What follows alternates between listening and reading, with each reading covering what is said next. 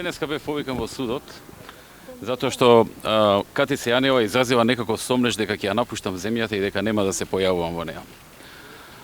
Не знам дали некој во државата верува во такво нешто, дека ќе ја напуштам земјата и нема да се појавувам, но како и да е, се гледа дека специјалното јавно обвинителство прави чекори кои што се нарачани и дека тоа веројатно го посакува да се случи нивниот нарачател, кој што во неколку наврати изјави дека не ги признава македонските судови. Веројатно тоа е негова желба да заминам во земјата и да не се појавувам, но тоа ниту ќе го сторам, ниту е вистина, ниту пак ќе му исполнам таа желба. Знаете, живееме во еден период во кој што човекот кој што изјави дека не ги почитува судовите, односно дека не ги признава судовите во Македонија, свесен е за својот политички рейтинг, свесен е за големата неподршка што има од страна на граѓаните, свесен е дека изборите наближуваат и дека нема да може уште долго да ги одоговлекува, и преку контролата која што има врз луѓето во СЕО, се обидува да ги изрелативизира работите и да се обиде преку вакви апсурдни покани во судот, да и мене и моите соработници не прикаже исти или слични како него. Тоа се обиде и во текот на минатата година преку неговите пресконференции на кои што се објавуваа фабрикуваните материјали и не успеа.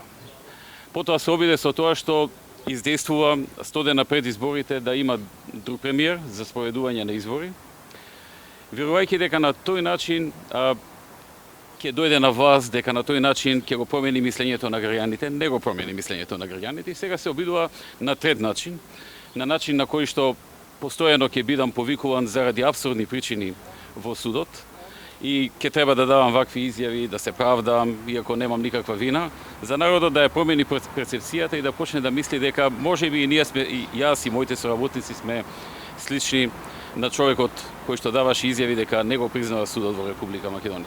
Тоа нема да му помогне, тој тоа ќе го види на денот на изборите, вечерта на изборите. Мислам дека ќе го осети и преходно и ќе осети дека тера во погрешна насока, затоа што работите на изборите не одат на тој начин.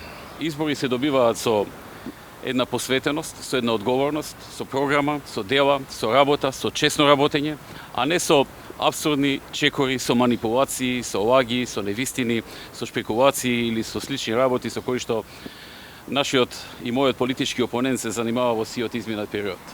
Че можете да очекувате дека во следниот период за разни апсурдни причини и мене и моите соработници ќе не повикуваат, вас ќе ви известуваат да пристигнете тука, да земете изјава вечерта, да приготвите прилози, да правите дебатни емисии и така натаму, се со цел граѓаните да добијат некаква импресија дека можеби нашите опоненти и мојот опонент во опозицијата, кој што е добро познато колку е криминоген по сите негови действија во минатото, тргнувајќи од разни чекори кои што ги правеше и во случајот Глобал и со тендерите за своите роднини, пријатели и партиски активисти, и подосна со случајот Подкоп и така натаму, ќе се обидува да не прикажи нас преку вакви апсурдни канења на суд дека ние сме слични на него, меѓутоа и тоа нема да му успее. Граѓаните и народот ме познаваат мене повеќе од 10 години, добро ги познаваат и моите соработници, и што е најдобро и најважно, многу добро го познаваат и него. Така што на изборите се ќе стане јасно и се ќе биде расчистено. Затоа е важно, се извинувам ако може да ја завршам изјавата и да не ми упаѓате ако може. Така што изборите кои што ќе се одржат, кога и да се одржат, ќе бидат најјасниот одговор за ова политичко раководство на Социјалдемократскиот сојуз. Она што го прави СЈО практично е нешто од кој што ќе се срамат во иднина. Меѓутоа, тоа е времето во кое што живееме. Живееме во време во кое што имам политички опонент, кој што има сериозно ниска подршка од граѓаните и кој што се темели меѓу другото и на неговата криминогеност и се обидува на ваков начин преку апсурдни барања од типот дека ќе се ме напуштил земјата и слично, нема да се појавувам, се обидува да ги релативизира неговите со право повикувања на суд и да прикаже слика во јавноста дека сме слични или исти.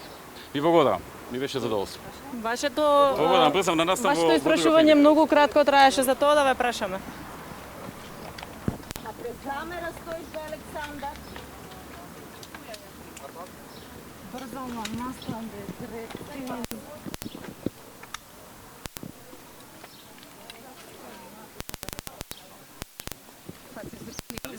dobro, mene me interesira, da ne mu se slušal. Mislim, da mu se opredelili, da so rečeli, ki me interesira, da dojem na studiu.